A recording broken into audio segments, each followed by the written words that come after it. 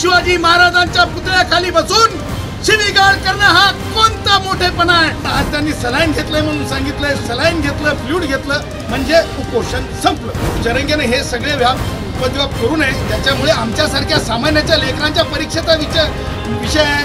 Advocate Gunratna Sadavarte विरुद्ध मनोज जरांगे पाटील हा वाद महाराष्ट्राला नवा नाही.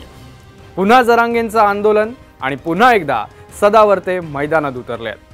पण यावेळी वाद कोर्टात गेलाय आणि कोर्टानं जरांगेंच्या वकिलांना चांगलंच झापलंय.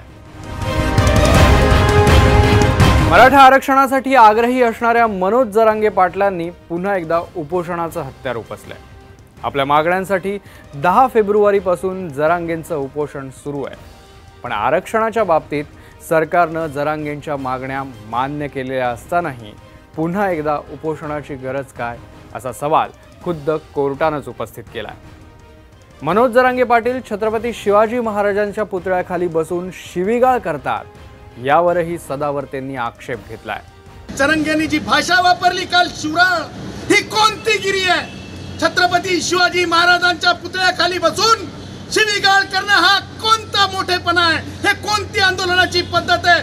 पटन वाजवून दाखवलं, त्याच्यामध्ये सरकारला तो म्हणत होता ज्या प्रकारे अब्युजिव्ह बोलला सरकारला, ज्या प्रकारे अब्युजिव्ह बोलला व्यक्तिगत काही मागासवर्गीय ओबीसी सन्माननीय मंत्र्यांना मला सुद्धा बोलण्यात आलं. तिरळ्या बांग्या या सगळ्या गोष्टी माननीय न्यायालयाने सांगितलं, लक्षात आलं. आंदोलनस्थळी जरांगेंनी अधिकारी, डॉक्टर आणि मंत्र्यांना दिलेली वागणूक सगळ्यांनीच पाहिली आहे. आता सदावर्तेंनी त्याच मुद्द्याला हात घातलाय.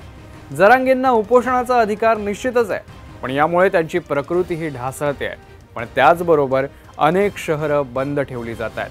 त्यामुळे अनेक प्रश्न निर्माण झाले आहेत. परीक्षेच्या काळात शाळा महाविद्यालयातील विद्यार्थ्यांवर याचा परिणाम होतोय. त्यामुळे या बाबतीत न्यायालयानं हस्तक्षेप करावा अशी मागणी सदावर्तेंनी केली होती.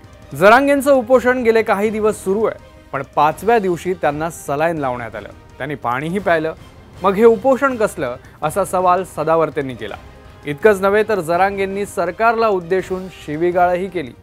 हे सगळं करून जरांगेंनी सरकारला किंवा सर्वसामान्यांना वेठीस धरू नये असं सदावर्तेंनी म्हटलंय.